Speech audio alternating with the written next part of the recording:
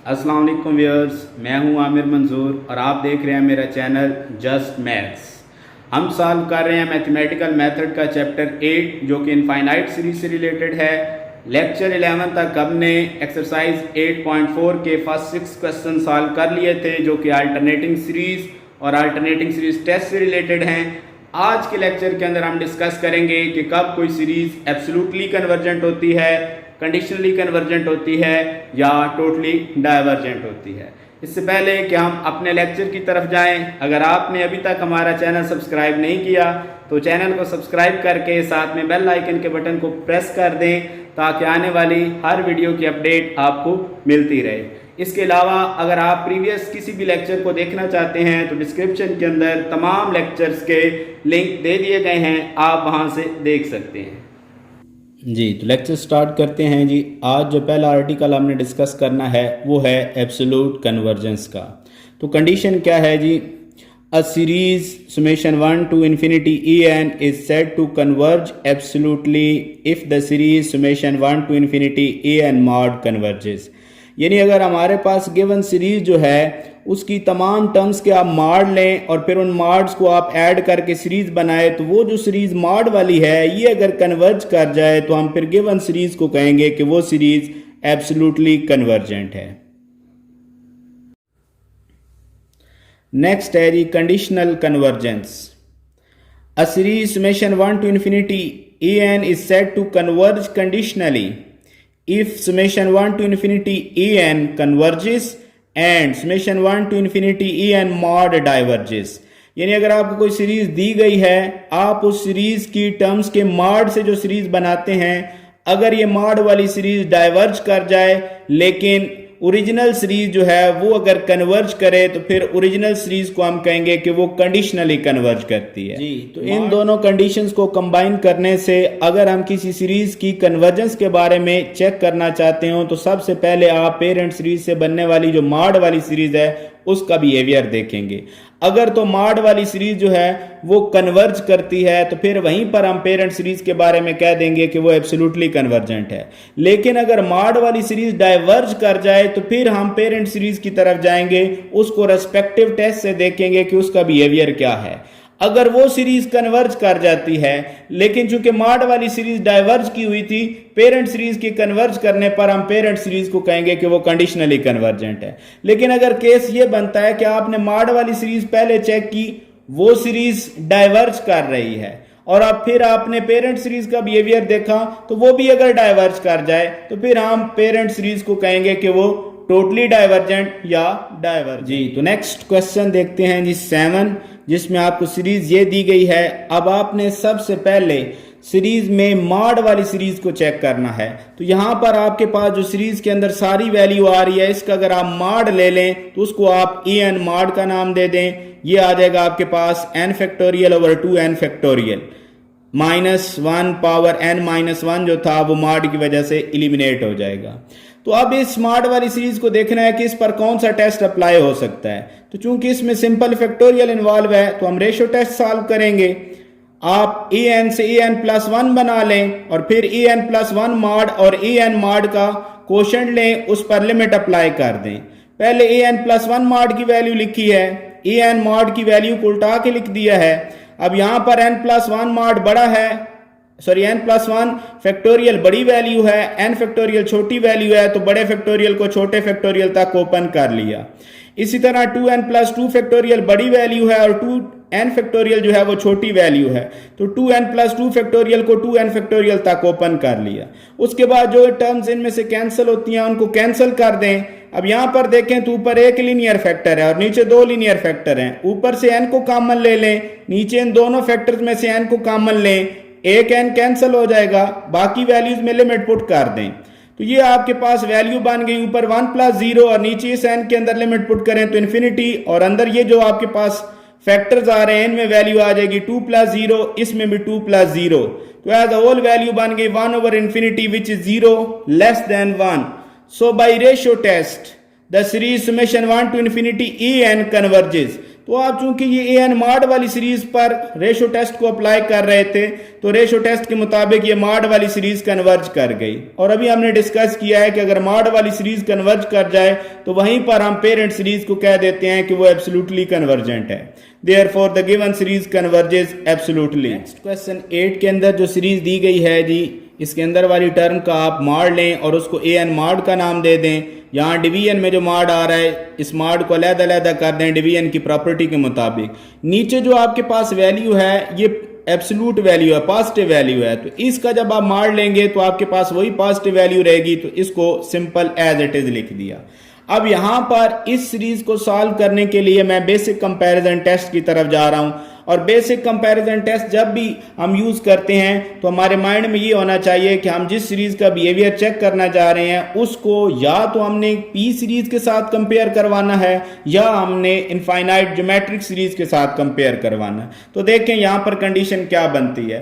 पहले मैं इस ऊपर वाले जो वैल्यू है sine into square root of n, इसके बारे में लिखने जा रहा हूं जी, क्योंकि हमें पता है कि साइन का रिजल्ट -1 और +1 के दरमियान में रहता है। लेकिन अगर आप इस प्रॉपर्टी के मुताबिक देखें कि अगर वैल्यू x जो है वो greater than or equal to -a है और less than or equal to +a है, तो इसको लिखा जा सकता है x mod is less than or equal to a। तो इसी तरह यहां पर ये जो वैल्यू है इसको लिखा जा सकता है mod of sine into square root of n is less than or equal to 1। अब ये आपके पास कंडीशन बन गई है जी। इसमें अगर आप देखें, मैं इस वैल्यू को दोनों साइड पर, इस इनइक्वालिटी को अगर इस square root of n cube plus 1 से डिवाइड कर दूं तो ये रिलेशन इसी तरह से मेंटेन रहेगा, क्योंकि हमने पॉजिटिव वैल्यू से डिवाइड किया है। अब यहां पर जब हम पहुंचे हैं तो इसको अगर आप देखें तो यहां पर वैल्यू डिवाइड हो रही है square root of n cube plus 1। इसको अगर मैं कंपेयर करूं इस वैल्यू के साथ तो इसमें सिंपल डिवाइड होने वाली वैल्यू है n पावर 3/2।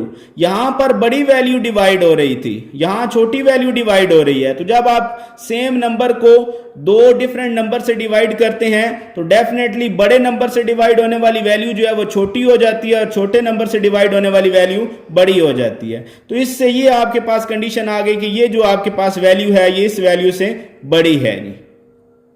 अब आप इस वैल्यू को इसके साथ कंपेयर कर लें, ये रिलेशन जर्नल टर्म्स के दरमियान है, तो इनसे बनने वाली सीरीज के दरमियान भी वही रिलेशन मेंटेन रहेगा। इसको आप इक्वेशन 1 कह दें। हम असल में इस सीरीज का बिहेवियर देखना चाहते थे जो कि इस पर डिपेंड कर रही है। तो इस सीरीज को अगर देखें तो ये आपके पास सीरीज पी सीरीज है जिसमें p की वैल्यू 3/2 है विच इज ग्रेटर देन 1। तो p सीरीज में अगर p की वैल्यू 1 से बड़ी हो जाए तो फिर वो सीरीज कन्वर्जेंट हो जाती है। इस वजह से ये सीरीज कन्वर्जेंट हो गई। तो अब आप इक्वेशन 1 में वापस जाएं तो ये सीरीज कन्वर्जेंट हो गई है। तो बेसिक कंपैरिजन टेस्ट की कंडीशन के मुताबिक अगर बड़ी सीरीज कन्वर्जेंट हो जाए तो फिर छोटी सीरीज भी कन्वर्जेंट हो जाती है। तो यहां पर हम उसी रेफरेंस के मुताबिक लिख देंगे, now by basic comparison test in equation 1 summation 1 to infinity e n mod is also convergent। तो मॉड वाली सीरीज कन्वर्ज कर गई है और मॉड वाली सीरीज अगर कन्वर्ज कर जाए तो फिर गिवन सीरीज को एब्सोल्युटली कन्वर्जेंट कहते हैं। Therefore given series converges absolutely. Next है जी क्वेश्चन 9। इसमें जो सीरीज दी गई है इसमें अंदर आने वाली वैल्यू का अगर आप मॉड लें और उसको आप ए एन मॉड का नाम दे दें तो ये आपके पास इस तरह की वैल्यू है कि ऊपर भी पोलिनोमियल है और नीचे भी पोलिनोमियल टाइप वैल्यू है। तो ऐसी जो आपके पास कंडीशंस आती हैं उनको सॉल्व करने के लिए आप लिमिट कंपैरिजन टेस्ट से सिंप्लीफाई करते हैं। तो लिमिट कंपैरिजन टेस्ट के लिए पहले बी एन बनाते हैं। ऊपर आपके पास एन की मैक्सिमम पावर 1 है और नीचे अगर इस एन को अंदर मल्टीप्लाई करें तो एन की मैक्सिमम पावर 2 बनती है। तो बी एन की वैल्यू आपके पास बन गई 1/n। अब आप ए एन मॉड और बी एन के क्वोशंट पर लिमिट अप्लाई कर दें। पहले ए एन मॉड की वैल्यू लिखी, बी एन की वैल्यू को उल्टा के लिख दिया। ये एन बाहर वाले एन से कैंसिल हो जाएगा और ऊपर भी लीनियर फैक्टर बच गया, नीचे भी लीनियर फैक्टर बच गया। ऊपर से भी एन को कॉमन ले लें, नीचे से भी एन को कॉमन ले लें और उनको कैंसिल कर दें, बाकी वैल्यूज में लिमिट को पुट कर दें। तो यहां पर आ गया आपके पास 1 + 0 ऊपर और नीचे भी 1 + 0 यानी 1 आ गया which is not equal to 0। तो लिमिट कंपैरिजन टेस्ट के मुताबिक अगर क्वोशंट का answer non zero definite real number आ जाए तो फिर दोनों सीरीज का बिहेवियर सेम हो जाता है। लेकिन यहां पर कौन सी दो सीरीज का बिहेवियर सेम होगा? एक तो आपके पास ऊपर ए एन मॉड वाली सीरीज और नीचे बी एन से बनने वाली सीरीज, यानी यहां पर कंडीशन क्या बनी, so by limit comparison test both series summation A N mod and summation B N behave alike. लेकिन चूंकि हमने ए एन मॉड का बिहेवियर देखना है, वो बी एन वाली सीरीज पर डिपेंड कर रही है, तो बी एन वाली सीरीज को देखते हैं कि वो किस तरह की सीरीज है। But summation 1 to infinity bn, which is summation 1 to infinity 1 over n, is a p series with p is equal to 1, so it is divergent। bn वाली सीरीज डाइवर्ज कर गई है, तो दोनों का बिहेवियर सेम होने की वजह से ए एन मॉड वाली जो सीरीज है वो भी डाइवर्ज कर गई है। अब यहां पर चूंकि ए एन मॉड वाली सीरीज डाइवर्ज कर चुकी है, इसलिए हम गिवन सीरीज की तरफ जाएंगे कि उसकी कंडीशन किस तरह की है। आप गिवन सीरीज को देखें तो ये आपके पास अल्टरनेटिंग सीरीज है, तो अल्टरनेटिंग सीरीज टेस्ट के मुताबिक गिवन सीरीज को देखते हैं कि उसका बिहेवियर क्या है। और अल्टरनेटिंग सीरीज में आप हमेशा ए एन की वैल्यू -1 की पावर को छोड़ के लेते हैं, तो आपके पास ए एन की वैल्यू आ गई n+2 over n into n+1। इसको सिंप्लीफाई करके लिख लिया। अल्टरनेटिंग सीरीज टेस्ट की जो दो कंडीशंस हैं, उनमें पहली कंडीशन नॉन इंक्रीजिंग केस की है, तो नॉन इंक्रीजिंग के लिए आप एफ ऑफ एन को ए एन की इक्वल लिखें और फिर वेरिएबल रिप्लेस कर देंगे। इसका डेरिवेटिव ले लें विद रिस्पेक्ट टू एक्स। चूंकि फंक्शन की वैल्यू क्वोशंट फॉर्म में थी, तो क्वोशंट रूल लगा दिया है जी। क्वोशंट रूल के मुताबिक डेरिवेटिव की वैल्यू जो आपके पास आई है, इसमें आप डोमेन 1 से इंफिनिटी तक कोई भी वैल्यू पुट करें तो इसका आंसर नेगेटिव रहता है। तो आपके पास डेरिवेटिव की वैल्यू इस डोमेन पर नेगेटिव रहेगी, तो इस डोमेन पर यह फंक्शन नॉन इंक्रीजिंग हो जाएगा। चूंकि फंक्शन ए एन की इक्वल था, तो फिर ए एन से बनने वाली सीरीज भी नॉन इंक्रीजिंग हो जाएगी। तो अल्टरनेटिंग सीरीज टेस्ट के मुताबिक पहली कंडीशन जो है वो सेटिस्फाई हो चुकी है। अब जो जर्नल टर्म ए एन ली है, उस पर लिमिट अप्लाई कर दें। ऊपर और नीचे से n की वैल्यूज जो है उनको कॉमन ले लें, n कैंसिल हो जाएगा, बाकी में लिमिट पुट करें तो इसका आंसर आपके पास आ जाएगा 1 ओवर इंफिनिटी विच इज 0। तो सेकंड कंडीशन भी अल्टरनेटिंग सीरीज टेस्ट की सेटिस्फाई हो गई। तो अल्टरनेटिंग सीरीज टेस्ट के मुताबिक जो आपके पास गिवन सीरीज अल्टरनेटिंग सीरीज है वो कन्वर्जेंट है। अब केस क्या बना कि आपने पहले मॉड वाली सीरीज को देखा है, वो डाइवर्ज कर रही है, लेकिन पेरेंट जो सीरीज है वो कन्वर्ज कर रही है। तो हमने केस क्या पढ़ा था कि अगर मॉड वाली सीरीज डाइवर्ज करे लेकिन बेसिक सीरीज जो है वो अगर कन्वर्ज कर जाए, तो बेसिक सीरीज को कहते हैं कि वो कंडीशनली कन्वर्जेंट है। Hence the given series converges conditionally. Next question 10 के अंदर जो सीरीज आ रही है जी, इसमें अंदर आने वाली वैल्यू का मॉड ले लें और इसको ए एन मॉड की इक्वल लिख दें। अब यहां पर आपके पास जो वैल्यू है, इसमें सिंपल फैक्टोरियल इन्वॉल्व है, इसलिए इसको रेशो टेस्ट से सॉल्व करेंगे। ए एन मॉड से पहले ए एन प्लस 1 मॉड बना लिया, सिंपल एन की जगह एन प्लस 1 पुट करके। अब आप ए एन प्लस 1 मॉड और ए एन मॉड के क्वोशंट पर लिमिट अप्लाई करें। ए एन प्लस 1 मॉड की वैल्यू को पहले लिखें और ए एन मॉड की वैल्यू को उल्टा कर लिख दें। अब यहां अगर आप गौर करें तो ऊपर n प्लस 1 फैक्टोरियल है और नीचे n फैक्टोरियल है। n प्लस 1 फैक्टोरियल बड़ी वैल्यू है, सिंपल n फैक्टोरियल छोटी वैल्यू है, तो बड़े फैक्टोरियल को छोटे फैक्टोरियल तक ओपन कर दें। और यहां अगर आप गौर करें 1, 3, 5 से 2n-1 तक जो टर्म्स हैं वो नीचे वाली इन वैल्यूज के साथ कैंसिल हो जाएंगी। तो नेक्स्ट स्टेप के अंदर n फैक्टोरियल से जब कैंसिल हो जाएगा, तो उसके बाद बाकी बचने वाली वैल्यूज में ऊपर भी एक लीनियर फैक्टर बच गया, नीचे भी एक लीनियर फैक्टर है, तो ऊपर और नीचे से n को कॉमन लेके कैंसिल कर दें, बाकी वैल्यूज में लिमिट पुट कर दें, तो इसका आंसर 1/2 आ जाता है which is less than 1। So by ratio test this series summation 1 to infinity e n mod converges. तो मॉड वाली सीरीज कन्वर्ज कर गई जी, और जहां पर मॉड वाली सीरीज कन्वर्ज कर जाए वहीं पर हम गिवन सीरीज जो है उसको कह देते हैं कि वो एब्सोल्युटली कन्वर्जेंट है।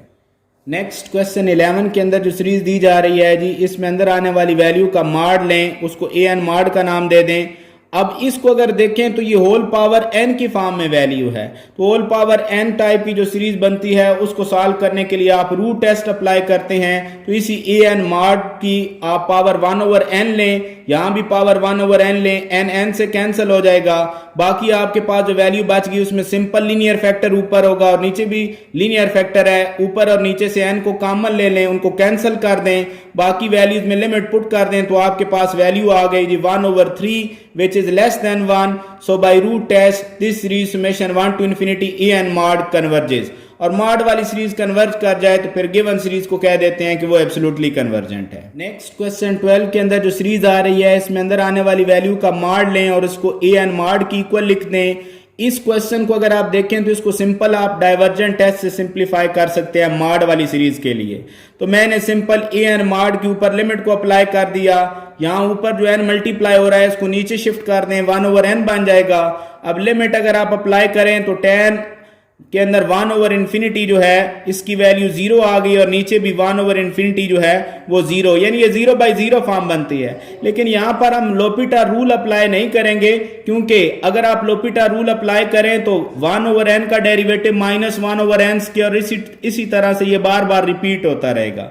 तो इस कंडीशन को यूज करने की बजाय हम 1/n जो यहां पर वैल्यू आ रही है इसको किसी और वेरिएबल से रिप्लेस कर देते हैं। तो मैं 1/n को यहां पर u से रिप्लेस कर रहा हूं। लेकिन जब आप एक वेरिएबल को दूसरे वेरिएबल से रिप्लेस करते हैं तो फिर पहले वेरिएबल की लिमिट को भी दूसरे वेरिएबल की लिमिट से रिप्लेस करना होता है।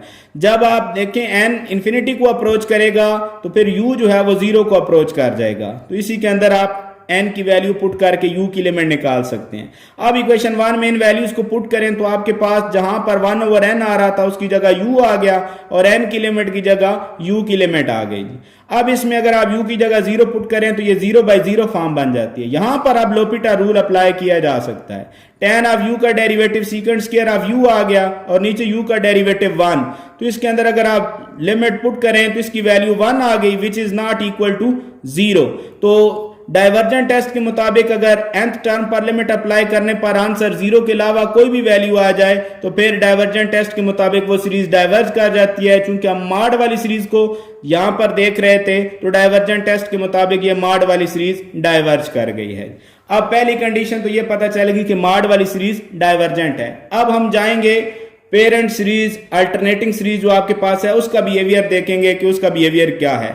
तो उस सीरीज में से ए एन की वैल्यू जो आप -1 की पावर को छोड़ के लेते हैं तो ए एन की वैल्यू आपके पास आ गई n × tan ऑफ 1/n। और अगर इस वैल्यू को देखें तो ये उसी जैसी ए एन मॉड जैसी वैल्यू है।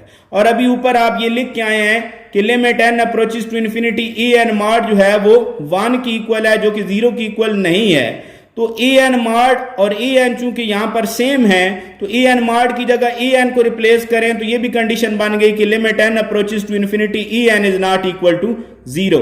तो आपके पास अल्टरनेटिंग सीरीज टेस्ट जो है उसकी एक कंडीशन सेटिस्फाई नहीं हो रही यहां पर।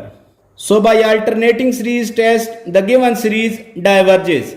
अब यहां पर कंडीशन क्या बनी कि मॉड वाली सीरीज जो आपने पहले चेक की थी वो भी डाइवर्जेंट थी और अल्टरनेटिंग सीरीज भी डाइवर्जेंट हो गई।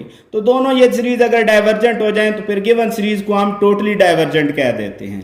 नेक्स्ट क्वेश्चन 13 के अंदर जो सीरीज के अंदर वैल्यू आ रही है जी, इस वैल्यू का मॉड लें और उसको ए एन मॉड की इक्वल लिख दें। अब इस सीरीज को सॉल्व करने के लिए देखें तो इसमें सिंपल फैक्टोरियल इन्वॉल्व है, तो इसको रेशो टेस्ट से सॉल्व करेंगे। ए एन मॉड से पहले ए एन प्लस 1 मॉड बना लें एन की जगह एन प्लस 1 पुट करके। अब ए एन प्लस 1 मॉड और ए एन मॉड के क्वोशंट पर लिमिट अप्लाई कर दें। ए एन प्लस 1 मॉड की वैल्यू लिखें और साथ में ए एन मॉड की वैल्यू को उल्टा कर लिख दें। अब यहां पर देखें तो नीचे ये n स्क्वायर है, ऊपर यहां से भी n स्क्वायर कॉमन लिया जा सकता है। सिंपल अंदर से n को कॉमन लें, साथ में पावर भी बाहर कॉमन आ जाएगी। और यहां पर अगर आप देखें तो नीचे आ रहा है n+3 फैक्टोरियल, ऊपर है n+2 फैक्टोरियल। तो बड़े फैक्टोरियल को छोटे फैक्टोरियल तक ओपन कर लें।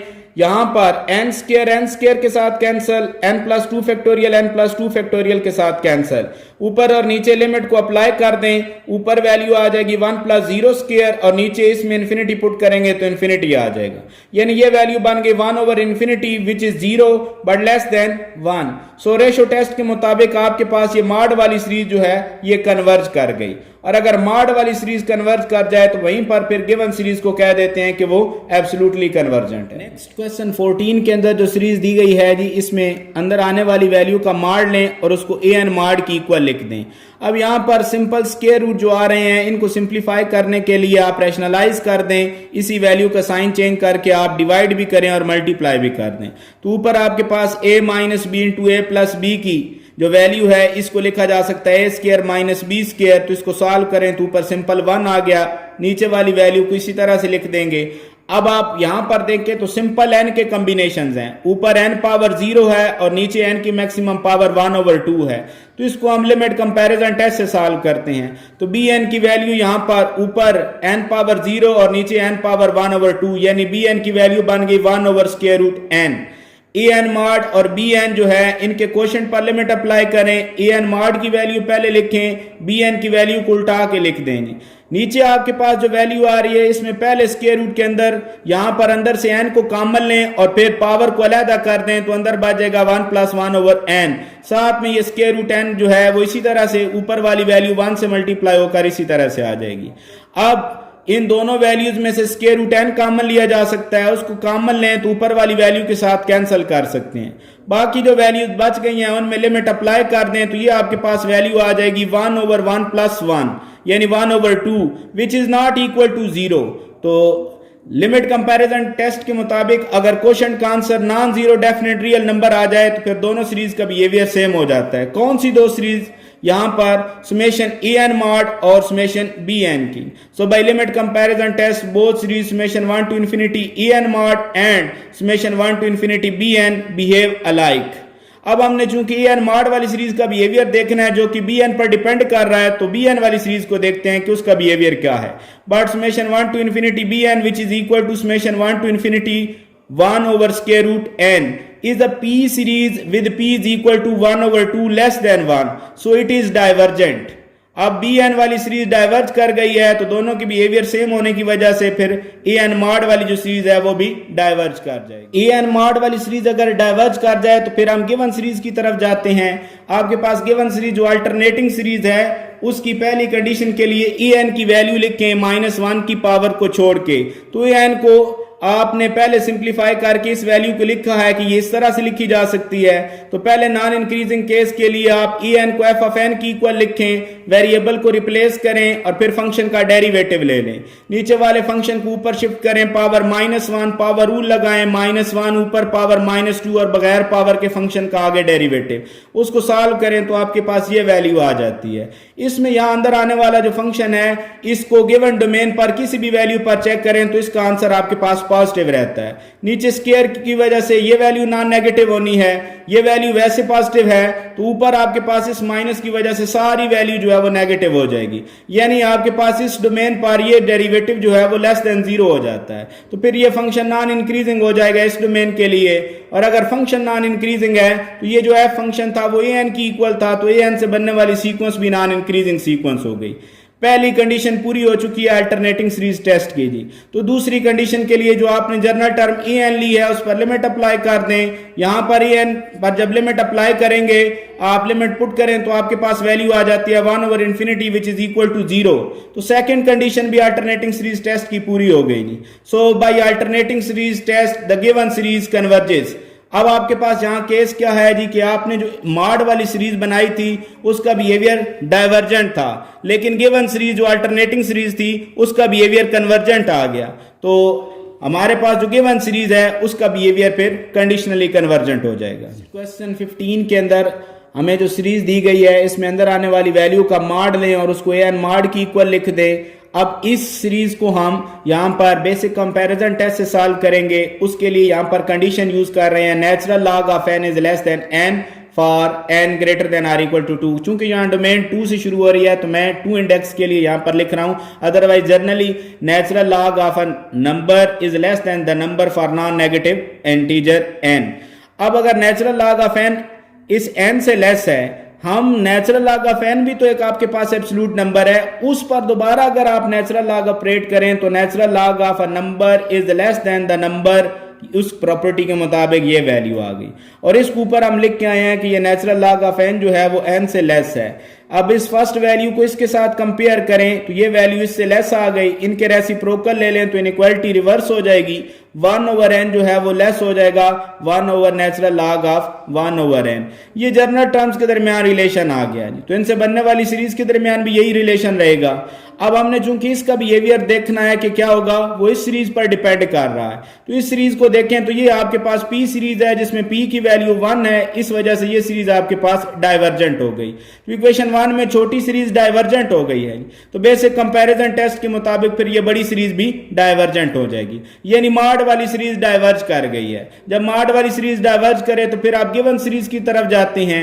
गिवन सीरीज आपके पास अल्टरनेटिंग सीरीज है, तो इसमें -1 की पावर को छोड़ के आप en की वैल्यू लिखें। आप पहले नॉन इंक्रीजिंग केस के लिए आप en को f ऑफ n की इक्वल लिखें और उसमें वेरिएबल को रिप्लेस डेरिवेटिव ले लें विद रिस्पेक्ट टू x।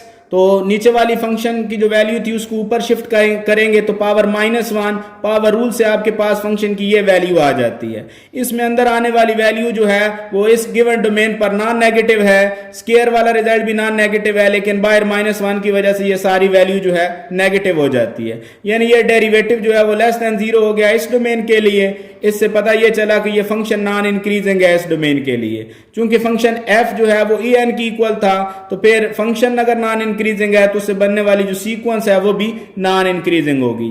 तो पहली कंडीशन अल्टरनेटिंग सीरीज टेस्ट की पूरी हो चुकी है जी। सेकंड कंडीशन के लिए जनरल टर्म en पर लिमिट अप्लाई करें। यहां पर अगर अंदर लिमिट पुट करें तो log ऑफ इन्फिनिटी इन्फिनिटी आ जाएगा, फिर log ऑपरेट करेंगे तो log ऑफ इन्फिनिटी इन्फिनिटी, 1/इन्फिनिटी का आंसर 0, यानी सेकंड प्रॉपर्टी वो भी पूरी हो गई अल्टरनेटिंग सीरीज टेस्ट की। So by alternating series test the alternating series converges. तो यहां पर केस क्या बना कि मॉड वाली सीरीज जो है वो डाइवर्ज कर रही थी, लेकिन जो पेरेंट सीरीज अल्टरनेटिंग सीरीज थी वो खुद कन्वर्ज कर रही है, इसलिए हम गिवन सीरीज को कहेंगे कि वो कंडीशनली कन्वर्जेंट है।